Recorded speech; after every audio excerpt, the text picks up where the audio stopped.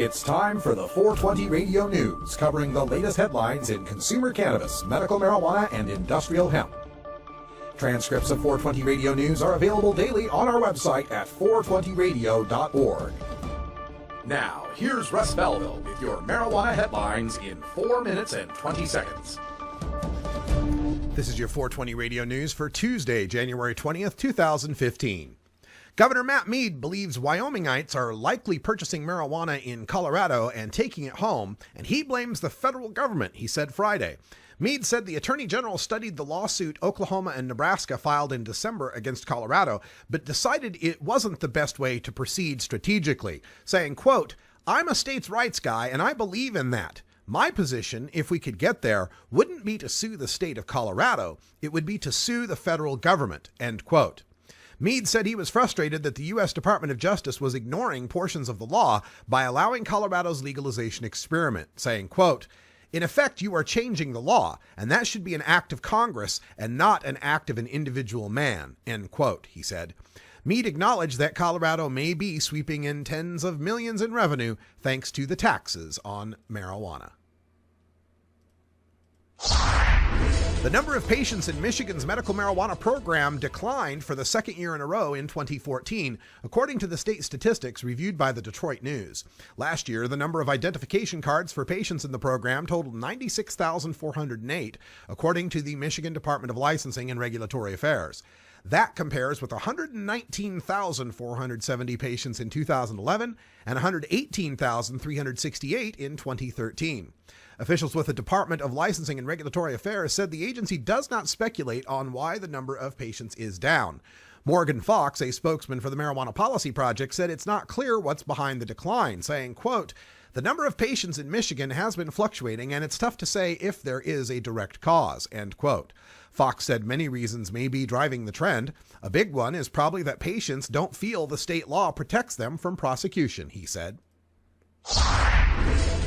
The fifth annual Hoosier survey, conducted in 2012 by Ball State University, found that 53% of Hoosiers supported decriminalizing marijuana by making it legal to possess small quantities. The 2013 Hoosier survey found that 52% of Hoosiers supported making marijuana a regulated substance, much like alcohol and tobacco, and that 78% of Hoosiers believed that marijuana should be taxed like cigarettes. But don't expect those findings to result in action by the Indiana General Assembly this year. Democrats in Indiana are more supportive of regulating marijuana like alcohol and tobacco, 64%, while Republicans are evenly divided, 49% in favor, 51% opposed. Regardless, the Speaker of the Indiana House assigned a limited marijuana bill to the Rules and Legislative Procedures Committee, also known as the Graveyard. Senator Sue Arrington, a Democrat of Muncie who sponsored the medical marijuana bill, said, quote, "Bills that go there usually don't come back out," end quote. The ResponsibleOhio Political Action Group has finally released some details of their proposed constitutional amendment, which will require over 300,000 signatures to place on the 2016 ballot. The group has been criticized for its proposal to implement an anti-competitive 10-grower marijuana cartel as marijuana is legalized. The amendment proposes that the Marijuana Control Commission will oversee the manufacturing, selling, distributing, and taxing of marijuana, that marijuana will be grown at only 10 sites in Ohio to ensure the product is tightly regulated and tested for safety and potency. These sites must be at least 1,000 feet from a school, public library, church, or licensed daycare. Marijuana will be taxed at 15%.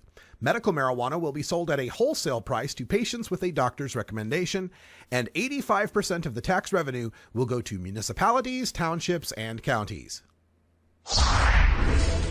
Florida's rules for medical marijuana will be crafted in part by a 12-member panel that includes 9 members in a position to make money from the law.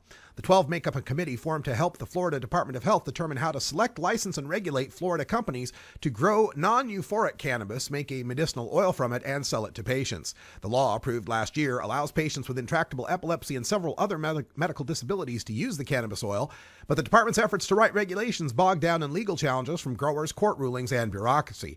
So the committee was announced to negotiate rules the growers could accept. 5 of the 12 seats on the panel go to growers, and the other 4 are to people representing companies in the cannabis industry. This has been your 420 Radio News for Tuesday, January 20th, 2015. I'm Russ Belville. 420 Radio, freeing your mind.